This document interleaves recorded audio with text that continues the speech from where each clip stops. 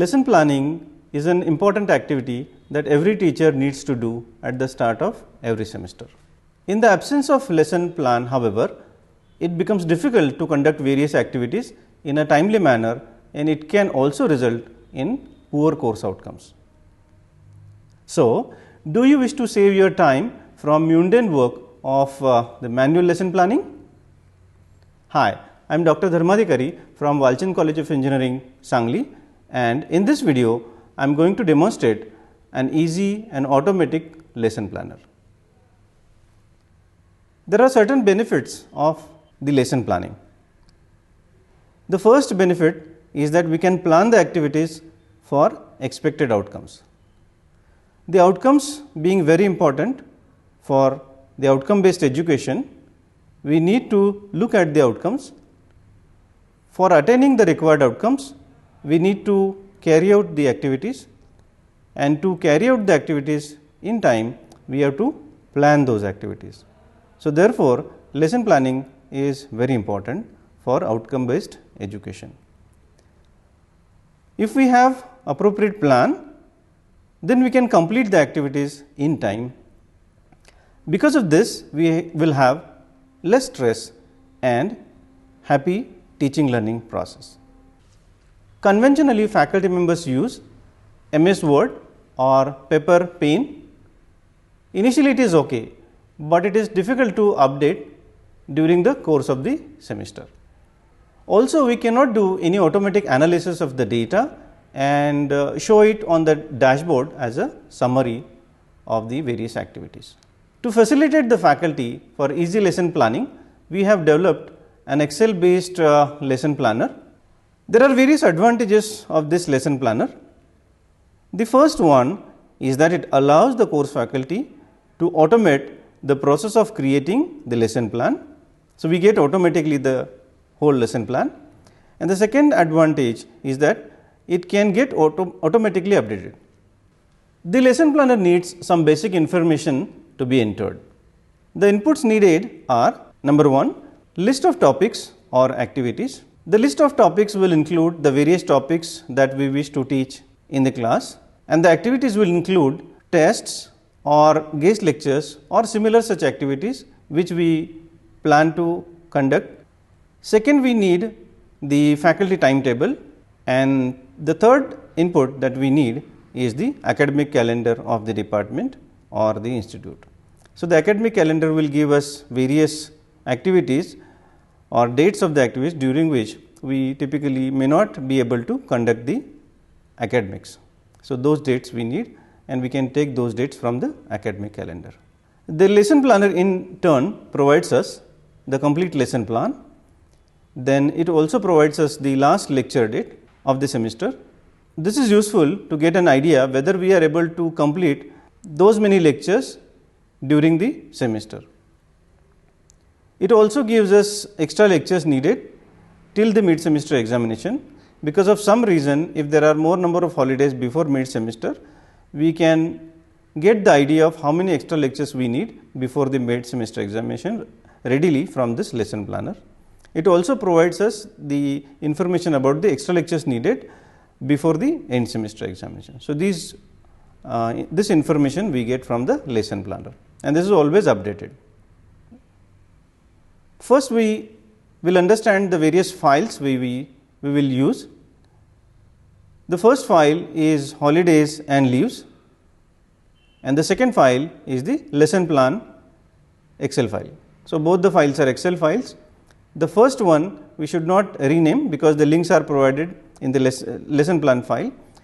The lesson plan file as well as holidays and leaves file, both files will be kept in the same folder, and multiple lesson plan files can be used based on the number of courses we plan to teach.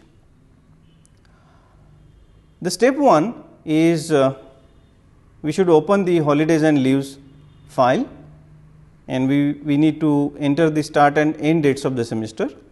Then we need to enter the holidays and examination dates, and let us do it. So, first let us go to the folder. So, you can see here that there are two files, holidays and leaves, and the second one is lesson planner. Right now I am assuming that we are teaching one course. So, therefore, there is only one lesson planner, but we can as well copy this file and paste it and rename it based on the number of courses that we wish to teach. So, let us open the holidays and leaves file. So, I have already kept this open. So, first job is to enter the start date. So, I have entered here 15th July and the semester end date is 4th November. I have entered these dates as the start date of the semester and end date of the semester. After that, we have to enter the holidays and various examinations during the semester. So, I had entered the various holidays, and also I have written the mid semester examination dates, and I have written here MSc and so on. So, for all the days when the MSc will take place. So, right now I have entered MSc starting from 3rd of September. So, this date will be automatically taken here as the start of the mid semester examination. If we enter different start of the mid semester examination, for example, if I delete this, then the mid semester examination right now is starting from 4th 9. So, here we will have a 4th 9 as the date of MSc start. Similarly, we add various holidays and also end semester examination accordingly. So, once this is done, the lesson planner will automatically understand how many holidays are there, and it will avoid those dates in the lesson planner. The second column is the leaves that we usually take, or for some other reason the academics cannot be conducted. So, these dates, these reasons we have to write against the dates. So, we will write those reasons after some time. Right now, there are no leaves as such, because we are assuming that we have just started planning for the lesson plan. So, this is the first file. So, the second file is the lesson planner file itself. So, this planner file has various tabs. So, let us go to the course info file, and first job is to type the various course related information like course code, course name and so on. The semester start date and semester end date is automatically taken from the holidays and leaves file. Now, what we have to do is we have to enter the dates of the first 3 lectures during the semester. I have entered 15th, 17th and 19th as these dates.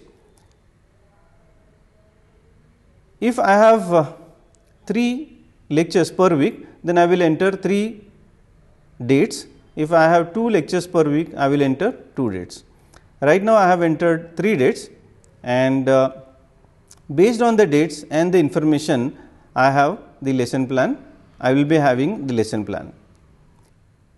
The step 2 also we covered, like we opened the lesson plan file, we added the course info, we added the lecture dates of the first week depending on number of lectures per week.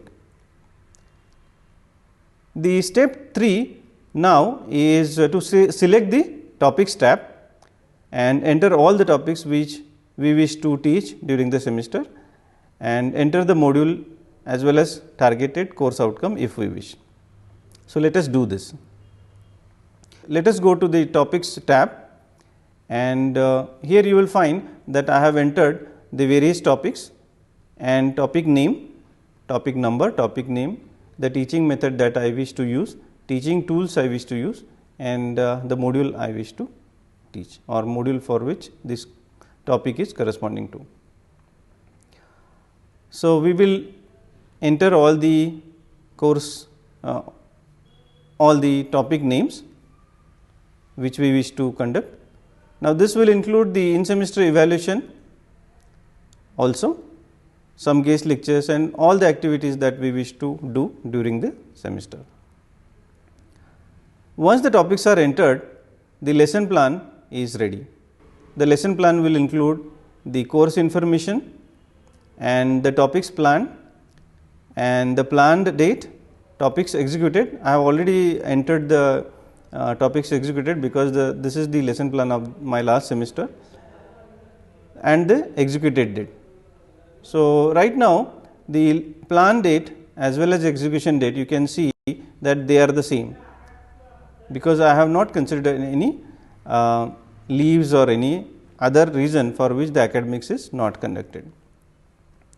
If we go at the end of the lesson plan, we will find that there are no red marks here. So, let us see why these red marks may occur. For example, suppose if we go to holidays and leaves file, and if we see that there are some holidays. So, I will write down holiday here, some holiday, and simply I will copy and paste, assuming that there are lots of holidays in the semester, and save this. And if we go to lesson planner, we will find that there are some red marks here. So, we find that we will be having less lectures during the semester, and will be short of 4 lectures during the semester. So, this idea we can immediately get, and accordingly we can plan our activities. So, let me remove this. This way we can get the updated lesson plan all the time. So, let me remove this extra holidays which I had added. Now, the step 4 is, after conducting each lecture, we can write the topics taught. For example, suppose if I temporarily I will delete this,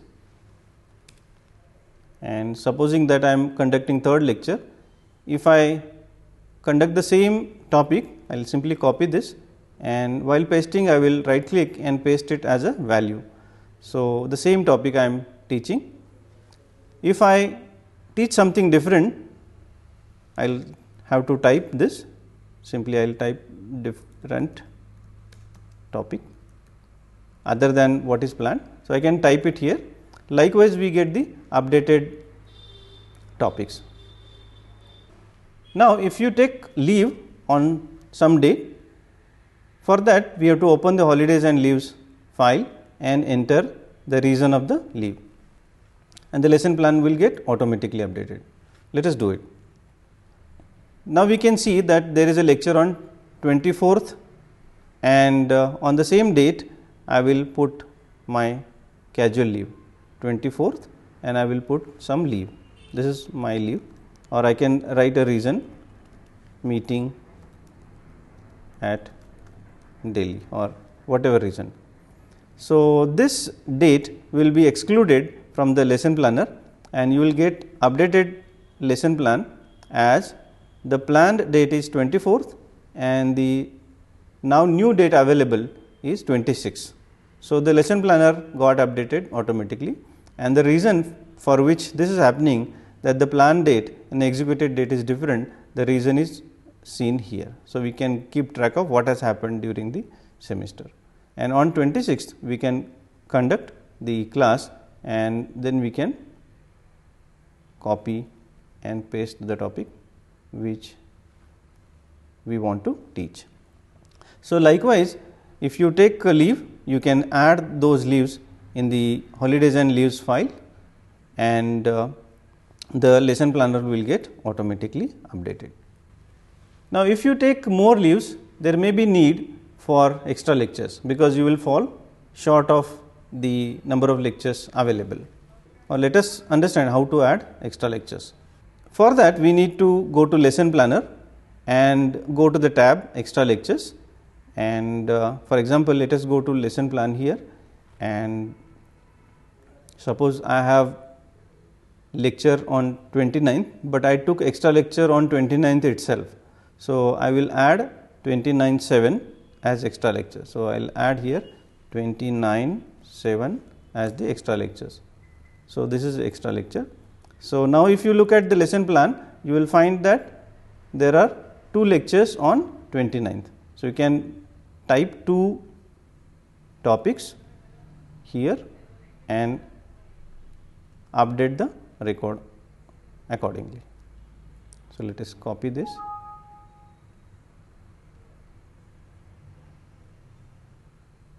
Let us copy this and paste it as value. So, now our lesson plan is updated. So, what we have to do is only go on typing the topics executed or topics taught. The dates will be automatically updated. even the number of extra lectures needed can be understood. For example, suppose I went to this file and I spent lot of time, suppose I had lot of leaves, suppose leave, and then I copy this and paste it. I took lot of leaves. So, if I go to the lesson plan, you will find that you are going to fall short by 3 classes. So, immediately you will come to know that you are having 3 lectures short. So, likewise you can get an idea about the updated lesson plan. Now, sometimes the timetable itself changes. So, for that we need to go to the timetable data tab and update the dates of week in which the timetable changes. So, let us see it, how to do it. For that we have to go to the lesson planner and go to the timetable data. Now, we will assume that we got updated timetable on say 2nd 8/19, and as per the old timetable it was 2nd, but as per the new timetable it has gone to 3/8. So, the timetable has changed. So, this is the only date that we have to add, and as soon as we add this, the lesson planner will get changed of every week. So, 3rd, all these dates will be automatically updated. So, if the timetable changes, you have to just enter one date or as many dates as per the lectures changed. So, only those dates we can enter and the lesson plan will get updated. Now, printing lesson plan is again very simple. So, for that you have to select the lesson plan tab, select the file print menu and select printer and simply print it. So, let us quickly do that. So, let us go to lesson plan and then go to file, go to print, and then the lesson planner is available. Right now, I am using a PDF printer, but you can use any printer that you wish and you can print the lesson plan anytime. There are certain cares to be taken. First one is do not rename the holidays and leaves file, because the links are provided in the lesson planner file. The lesson plan file can be renamed and both files need to be in the same folder. So, these are the only cares to be taken, and multiple lesson plan files are allowed. Hope that this video will be useful to you for better lesson planning and for Margadarshan mentors to train their mentees. So, thanks for watching the video. Thank you very much.